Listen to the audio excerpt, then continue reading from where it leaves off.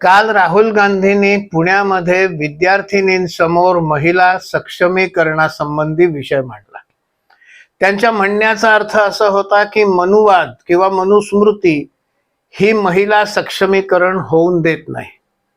खरं तर मनुवाद नावाचा कुठलाही वाद या देशात अस्तित्वातच नाही। गेल्या काही वर्षापासून आपलं राजकीय विचारधारा पुढे रेटण्यासाठी हा नसलेला विषय निर्माण केला गेलेला आहे। 1961 साली या देशामध्ये हुंडा विरोधी कायदा आला। ज्यांना हे लोक मनुवादी म्हणतात त्यातल्या कोणीही त्या कायद्याचा विरोध केला नाही। हिंदू समाजाने हळूहळू तो कायदा स्वीकारला। ज्यांनी तो कायदा नाही स्वीकारला आणि हुंडा घेत राहिले त्यांच्यासाठी शिक्षेची तरतूद आहे।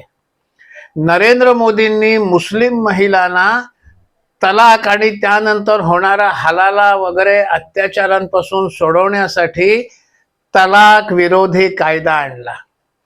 तो सुद्धा गुन्हेगारी कायदा केला। काँग्रेसने या तलाक विरोधी कायद्याला विरोध केलाय। सक्षमीकरण करायचं तर जसं हिंदू महिलांचं करायचं तसं मुस्लिम महिलांचं देखील केलं पाहिजे, पण मुस्लिम समाजाला हात लावायची यांची हिंमत नाही। आणि यांचं महिला सक्षमीकरण कसं? काही दिवसापूर्वी दिल्लीमध्ये एक काँग्रेसचा कार्यक्रम झाला। मंचावर संदीप दीक्षित आणि राहुल गांधी होते।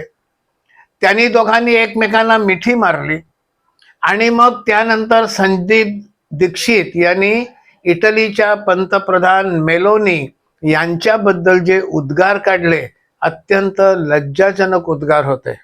आणि त्याला राहुल गांधींनी दिलेली प्रतिक्रिया हे जर पाहिलं तर महिलांच्या विषयी यांच्या मनामध्ये कशा प्रकारचे भाव आहेत हे सुद्धा दिसतं। एका विदेशी महिला पंतप्रधानाबद्दल इतक्या खालच्या थराचे नीच उद्गार काढताना यांना महिला सक्षमीकरण दिसत नाही। इथे मात्र महिला सक्षमीकरणाचं बोलताना विनाकारण मधुवादाचा नसलेल्या विषयाचा उल्लेख करतात। धिक्कार आहे त्यांच्या या दुटप्पीपणाचा।